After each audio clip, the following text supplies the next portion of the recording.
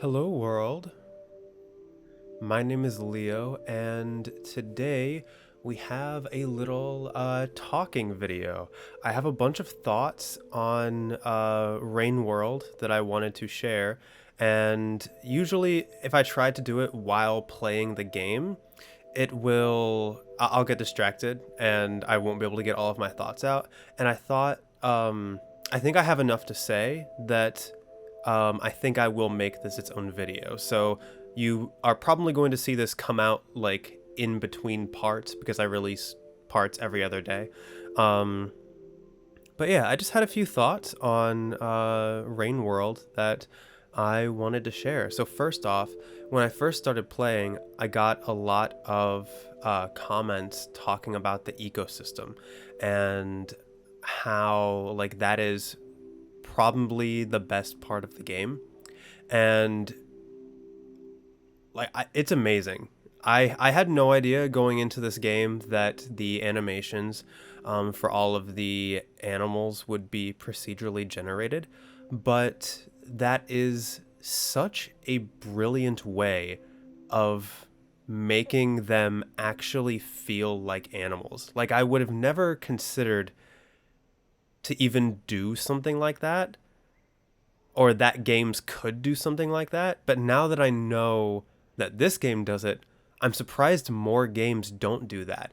I mean, granted, it might disrupt the world. Like, depending on the type of world you're crafting, you might want the NPCs to have like proper pathing so that the world doesn't break. But for this world, like it being like it's visually detailed, but at the same time I feel like it's kind of minimalistically designed, if that makes any sense, from like a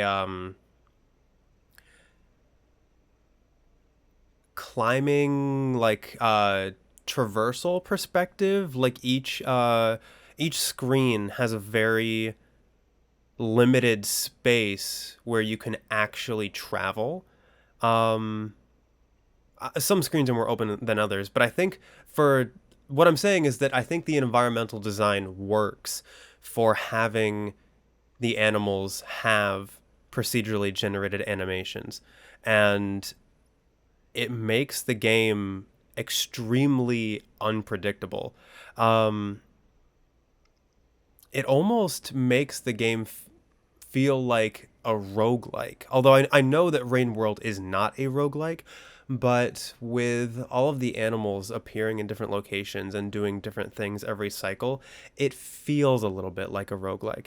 And that's actually why part of the reason why I was like asking questions about how this should be edited, because I wasn't sure how to approach it, because games like Hades don't usually make for good let's play games, which is why I streamed that one, because it is very repetitive over like long periods of time. Like one run will take, at least for me, it took like upwards of like 40 minutes.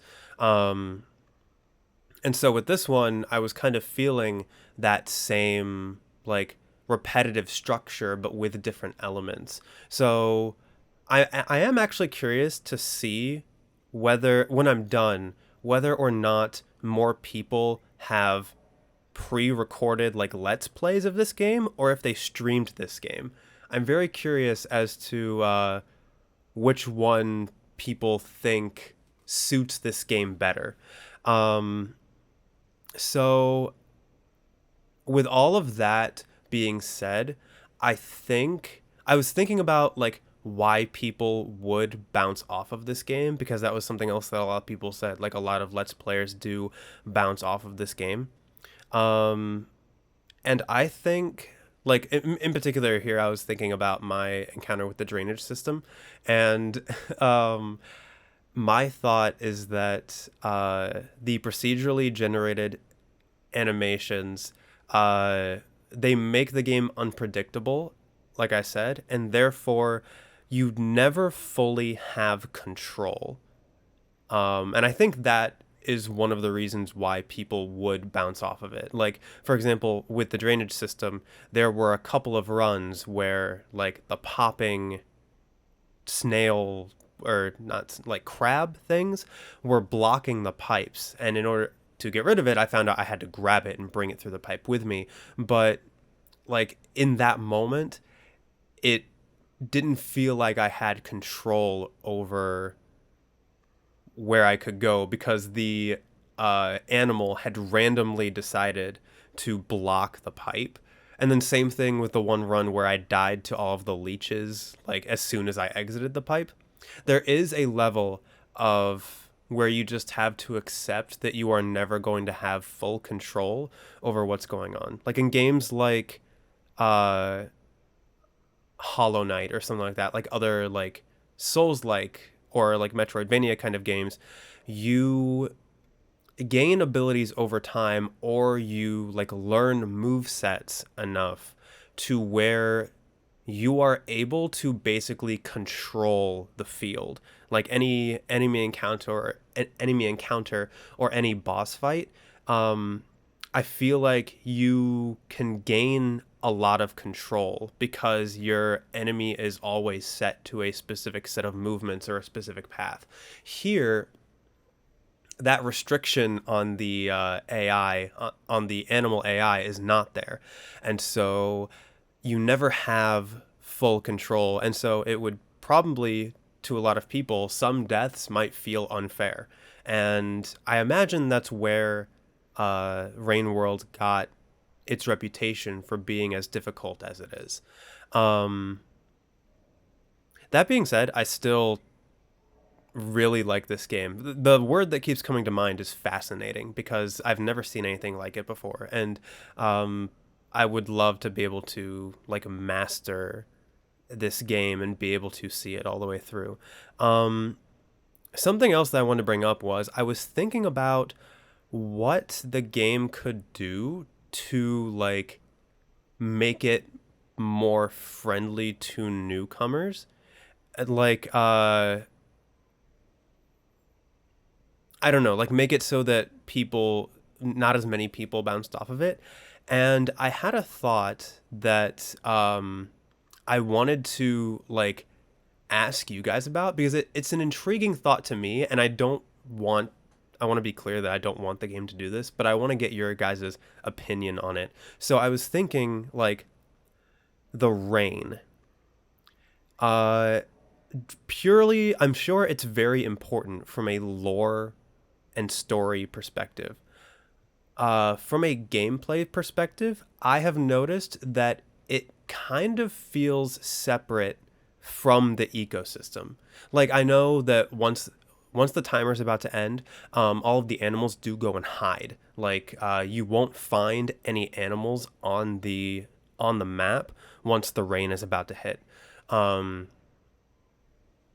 but I couldn't help but wonder, like, if the rain, if you took the rain out of Rain World and just had the world, would it still have the same impact? Like, if everything else was intact, if you were able to explore the ecosystem with all of the procedurally generated animations, with still like gaining karma if you hibernate, losing karma if you die, if you had the freedom to be able to explore and interact with this world without the pressure of a timer, like, would that make the game, like, would it still feel the same, or would the game feel like it's missing something? I'm not sure what the answer is because I obviously haven't finished the game, but I'm very curious to hear what you guys' opinions would be on it. Whether or not this ecosystem and this game would feel the same, or if you guys would like it as much as you do without the timer and without the rain. And I'm, again, purely from a gameplay perspective, not from a lore perspective, because I'm sure the rain is important to the lore. I also did want to address the like thing about like leaving tips in the comments, because I've been trying to figure out what to do because one comment said that getting all of this like mixed feedback must be confusing, and it is to some degree because I my spoiler policy has always been like, if it's a name, place, event, object that I haven't encountered yet, don't bring it up. If it's anything optional, like if there's a secret, if there's an optional secret that it looks like I'm going to miss, like I don't necessarily mind if you leave a hint for that kind of thing. Um, but for this game in particular, it's I'm not quite sure what to do. I'm not gonna lie, because in the 3 years that I've been a Let's Player, I haven't really come up with a clear on answer on what constitutes spoilers when it comes to certain things. And I've seen like different points of view in the comments. Like I've had a few commenters say that they aren't going to leave any tips because like it's best to experience the game and like learn its mechanics for yourself. And on the other hand, people have left tips, and the like most, if not all of them, have been like pretty minor stuff, at least in my eyes. I'm not exactly sure what constitutes as a minor spoiler when it comes to the game mechanics here. And I know why people leave tips. I have like I've been a viewer of Let's Plays before. I know why people leave tips. It's because like you want me to be able to experience the game to the fullest. You want me to be able to like see everything the game has to offer, and you don't want me to miss any like real things that you think might be really cool or that might make the game more fun or something like that. And I have always approached games, at least within the last like 3 or 4 years, with the policy of, if I feel like the game has earned it, I will always want to see as much of the game that I can. Like everything that the game has to offer that I can possibly see, I want to see. But at the same time, I know that kind of conflicts with not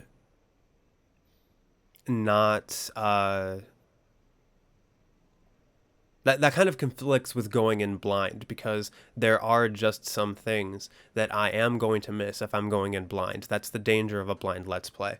And like the question also comes up of how many tips like should I allow before the integrity of the experience is affected. And like that's on me to decide. Like I don't want you guys to like, none of that is on you. Like everyone in the comments has been amazing so far. The support that I have gotten has been very unexpected. I wasn't expecting this series to get as much attention as it's getting. The Rain World community is a lot more like it. I knew it had a cult following, but I didn't know it was like as big as it was. And I'm very grateful to all of you for like commenting on my videos and showing me your support for like playing this game that you guys love. And that's another thing. Like I love interacting with the comments. And so it is like, if people are leaving tips in the comments, it's kind of hard for me to avoid them, because I read all the comments and I like interacting with you guys and responding to you guys. Heck, I wouldn't be making this video right now if I didn't like talking to you guys. So it's just something that I have to figure out. I will say, like, something that I have tried to do in the past, and that maybe it would work here. If there's any doubt that the tip that you're going to leave might be a spoiler, you can always ask. Like, you can always say, like, would you like a tip regarding this? And if I say yes, then you can feel free to leave the tip. If I say no, I would like to figure it out for myself, then you don't have to leave the tip. And there might be a time later, like if I feel like I'm getting stuck or if I still feel like I'm missing something, then maybe I'll take the tip later. Um, so yeah, I don't know if that's a like completely perfect solution, but yeah, I'd much rather um you guys feel free to comment instead of like me trying to like shut you guys out. Um, all I ask is that you guys have faith in me that I am able to figure some of this stuff out for myself. Like, I actually, I got a really nice comment a few days ago that was like, you learned all of this stuff in a single video. I don't feel the need to give any tips. And that felt really nice, because I put a lot of pressure on myself to play the games that I'm playing well. And even though I try to keep in mind that I am human and I will make mistakes while I'm playing, it does like feel bad when I feel like I'm like wasting my time and wasting your guys' time getting stuck in an area. And, and like when I found out that I spent 3 hours going essentially the wrong way, when I was trying to get through the drainage system, that was a little bit embarrassing.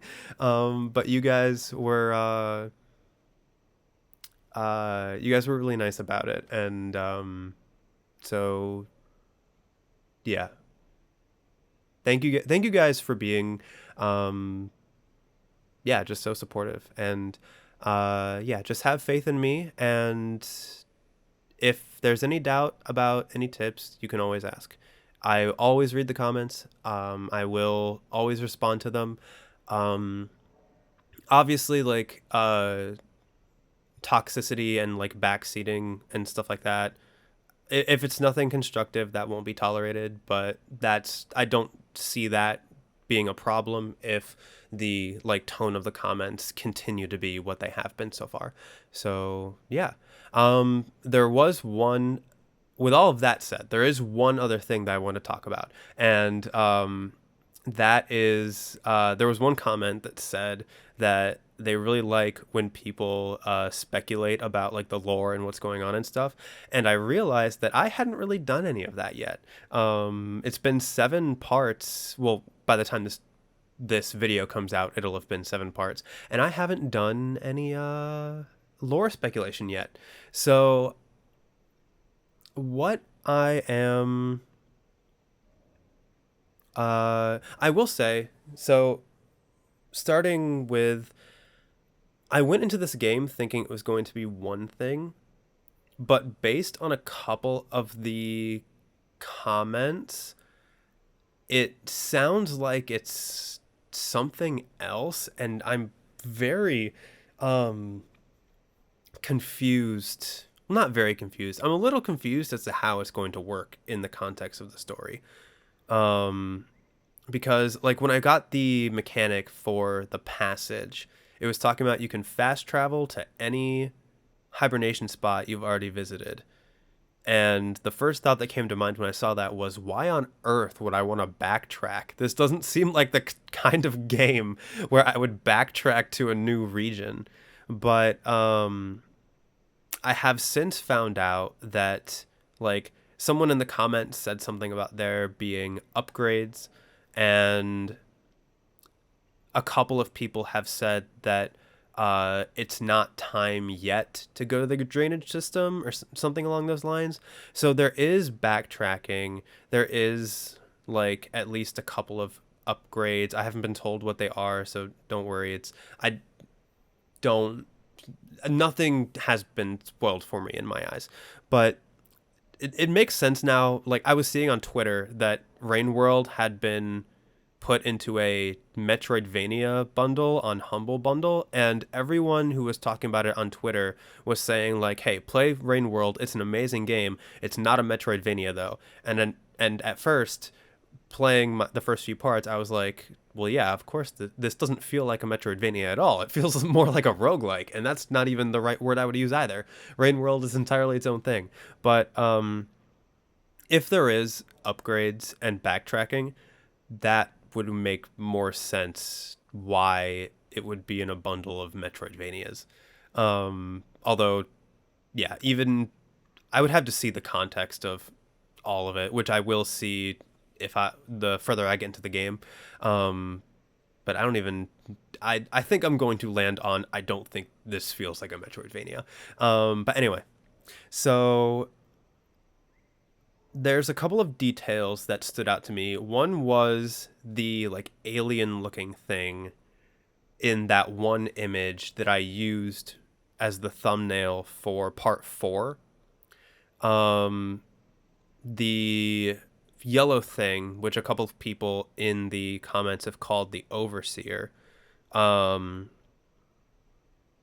showed this picture of an alien or something to the slug cat. And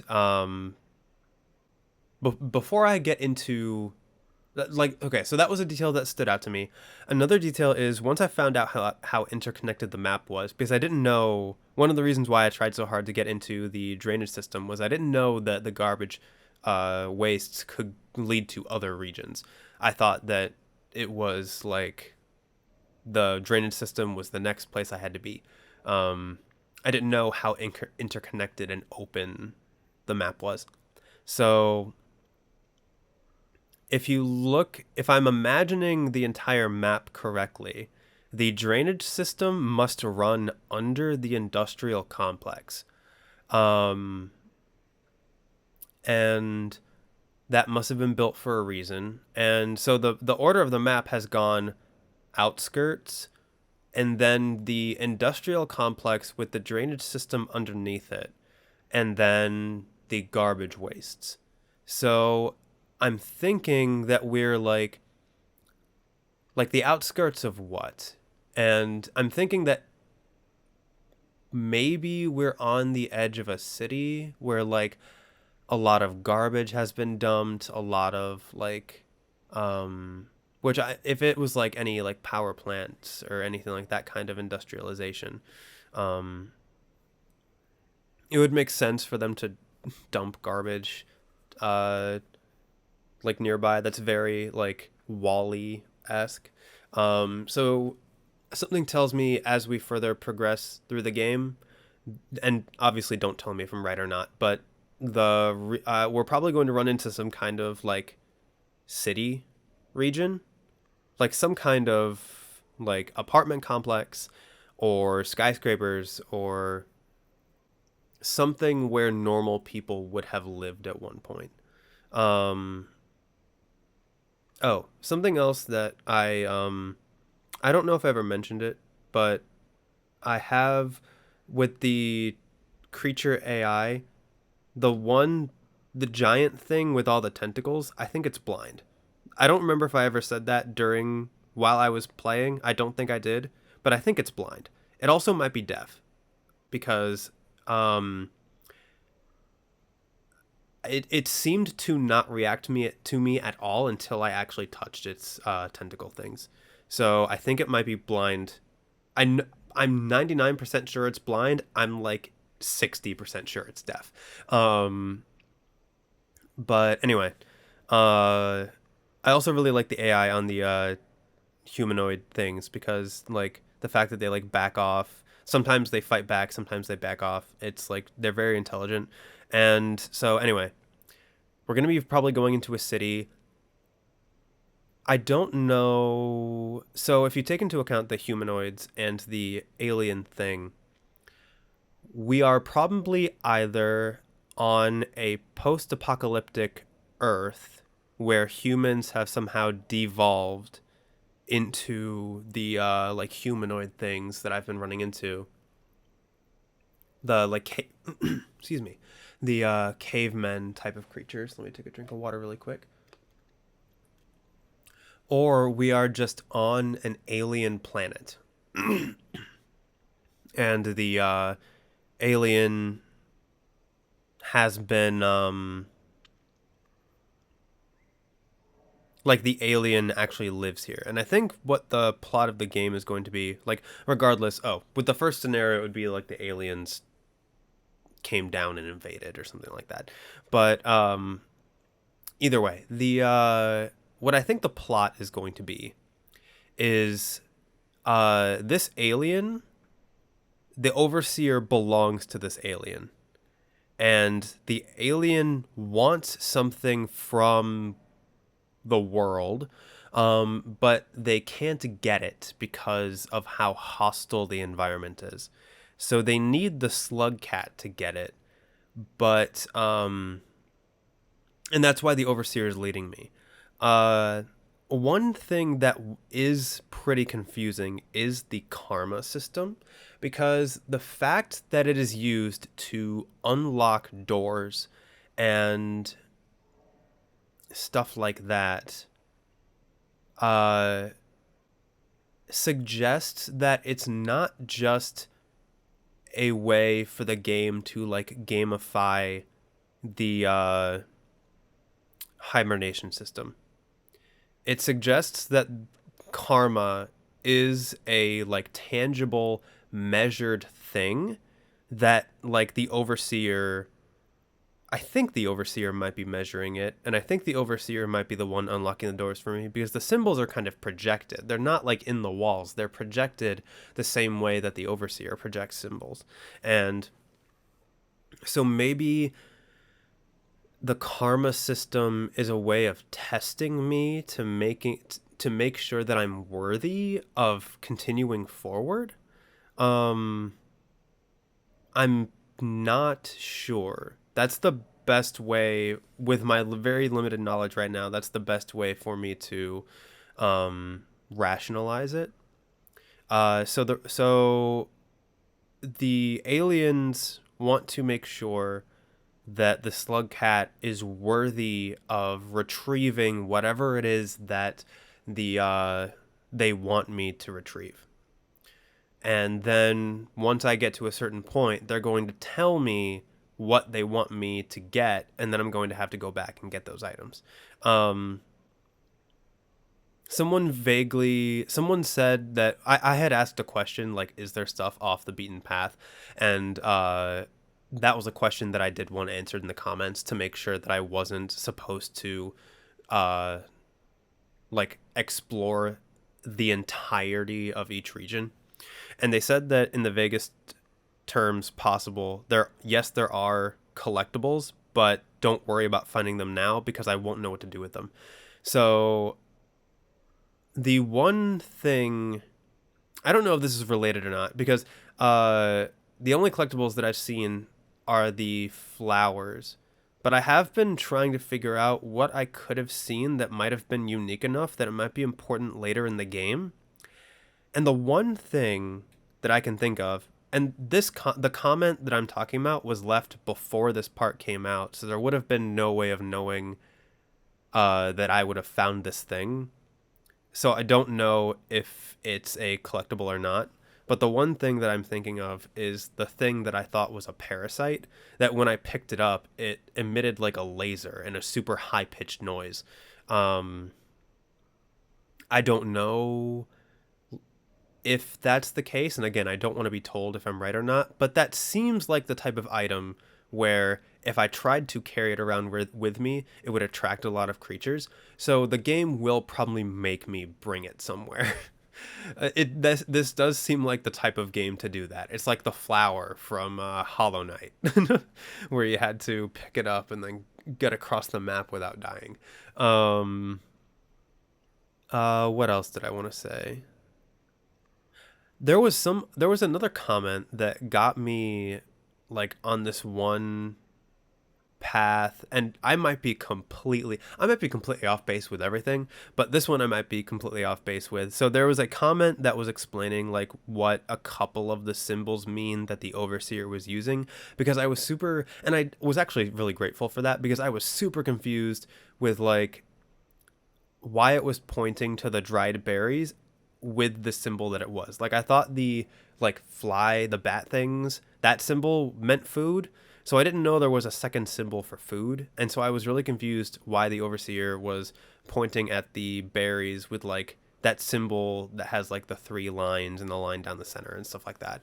And someone in the comments said that that is meant to be greed slash gluttony. And then the backwards two, or like the circle thing when it's like pointing at enemies is meant to signify like violence.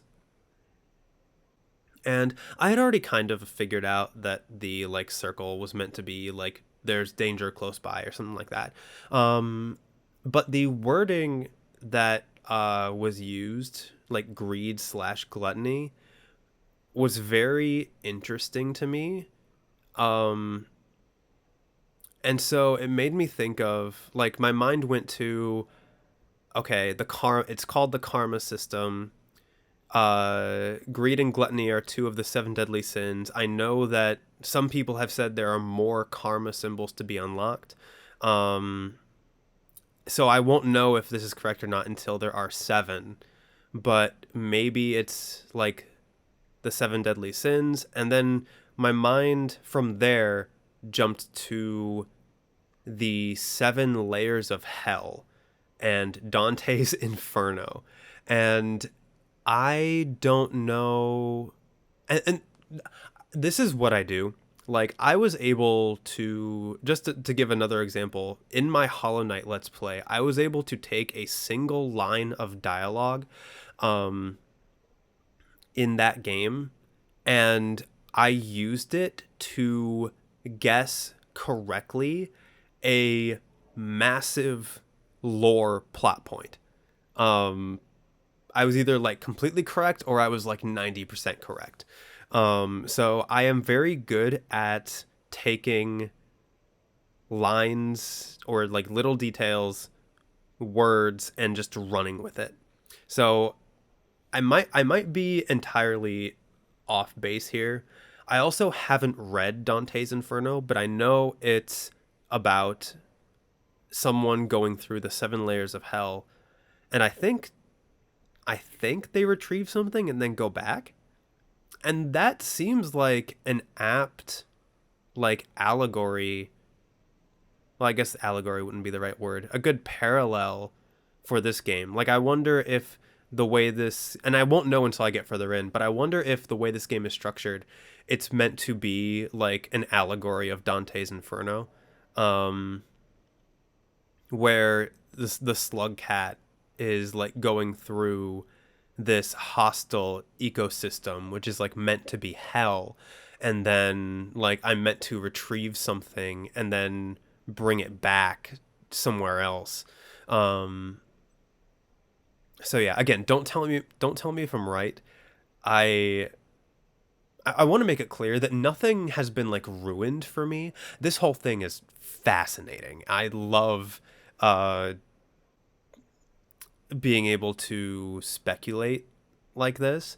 And so one other detail that I want to say, and one that might be wrong because I don't know how it would fit with everything else I said, is the birds, the like giant bird creatures that belch smoke because they're too heavy to like take off, or they would like slam, they need to like belch smoke to slow down before they slam into the ground.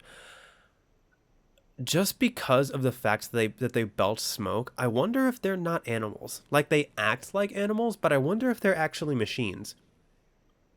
And if they are machines, that implicates a whole nother thing, like maybe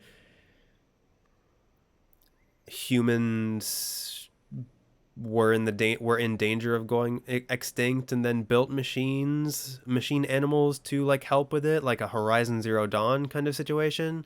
um I'm not sure. That one, I don't know how that would connect to anything else that I said, but it is another detail that I wanted to point out, that I think there's a chance that the birds might be machines, and maybe that's related to what happened to all the humans. Like maybe